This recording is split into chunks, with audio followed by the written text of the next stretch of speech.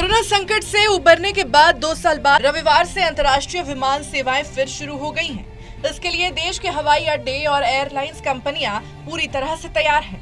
अंतर्राष्ट्रीय विमान सेवा शुरू होने से इस क्षेत्र को विकास की उड़ान भरने में मदद मिलेगी। नई दिल्ली के इंदिरा गांधी अंतर्राष्ट्रीय हवाई अड्डे को उम्मीद है नियमित अंतर्राष्ट्रीय विमान सेवा फिर शुरू होने के बाद अप्रैल के पहले सप्ताह में यात्रियों की संख्या में बड़ा उछाल आएगा।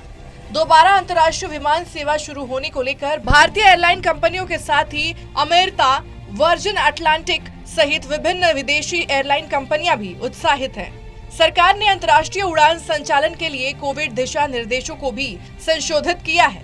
मेडिकल इमरजेंसी के लिए अंतर्राष्ट्रीय उड़ानों में 3 सीटों को खाली रखने की आवश्यकता को हटा दिया गया है। इसके साथ ही चालक दल के लिए पूर्ण पीपीई किट रखने की आवश्यकता को समाप्त कर दिया गया है। कोरोना महामारी के दौरान संक्रमण के प्रसार को रोकने के लिए सरकार ने 23 मार्च 2020 को भारत में निर्धारित अंतर्राष्ट्रीय विमान सेवाओं को निलंबित करने का फैसला लिया था।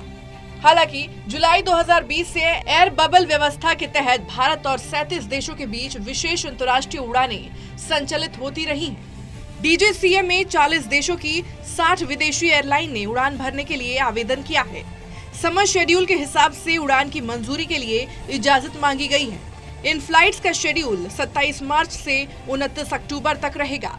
भारत से और भारत के लिए 1783 उड़ानों को मंजूरी मिली है। इसके अलावा 6 इंडियन एयरलाइंस 27 देशों के 43 स्थानों के लिए सप्ताह में 1466 फ्लाइट्स ऑपरेट करने जा रही हैं। कुछ नई एयरलाइंस भी देश में ऑपरेशन शुरू करेंगी, जिसमें सलाम air, air Arabia Abu Dhabi, Qantas और अमेरिकन एयरलाइन शामिल हैं।